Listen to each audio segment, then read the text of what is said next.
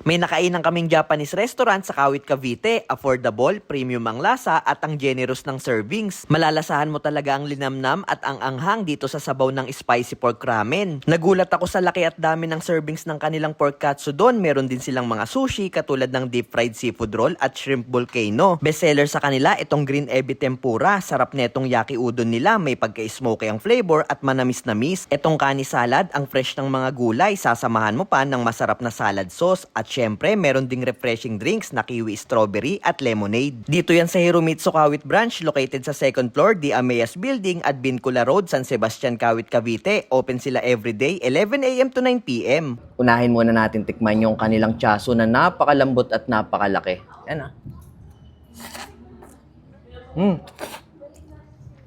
Parang melt in your mouth talaga yung kanilang chaso. Kuha tayo ng kanilang noodles. Ayun yung noodles, oh. Malasang malasa. Tikman naman natin yung kanilang spicy tonkatsu soup.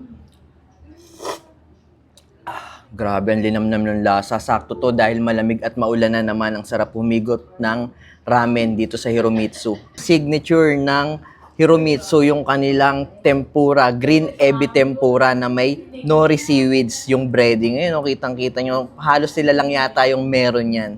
Sausaw natin sa tempura sauce nila. Ayun, wow.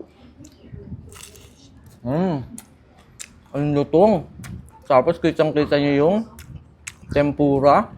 Grabe, ang laki. Purong-purong laman. Ito naman yung kanilang yaki udon. Kita nyo naman sa servings pa lang, grabe. Sobrang quality at ang generous nila. Yun, no? Yung texture ng noodles, sobrang quality. Wow. Tapos yung sauce, yan. Tikman natin to. Grabe, may pagka-smoky flavor siya. Tapos may konting anghang. Tapos may mga pork pa. Grabe, ang sulit niya ito. Kung mahilig kayo sa mga yaki udon, mas try itong yaki udon ng Hiromitsu. Isa sa mga bestseller ng Hiromitsu pagdating sa sushi, itong kanilang deep fried seafood roll. Kita nyo naman yung itsura, ang quality, tapos yung feelings, grabe. Siksik na siksik. Natin.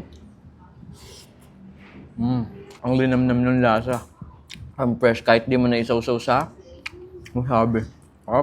At ang pinaka-bestseller sa lahat pagdating sa sushi dito sa Hiromitsu, yung kanilang shrimp volcano. Kita nyo naman yung laki. Tapos may fresh mango. Tikman natin to. Grabe. Ang sarap ng mga sushi dito sa Hiromitsu. Tignan nyo naman sa dami ng servings yung kanilang pork katsudon. Kaya hindi ako nagtataka kung bakit isa to sa bestseller nila pagdating sa rice meal. Kita nyo yung laki. Yung toppings, yung pork, halos lahat, hindi tinipid. Siyempre, tikman natin yung kanilang pork.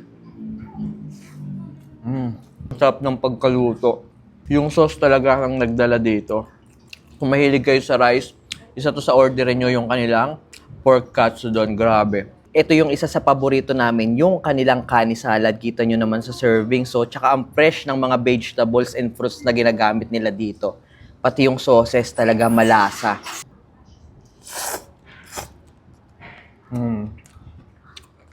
Ang refreshing talaga ng lasa ng kanilang salad dito. Tapos ang mura lang. Sobrang dami at quality. Ano?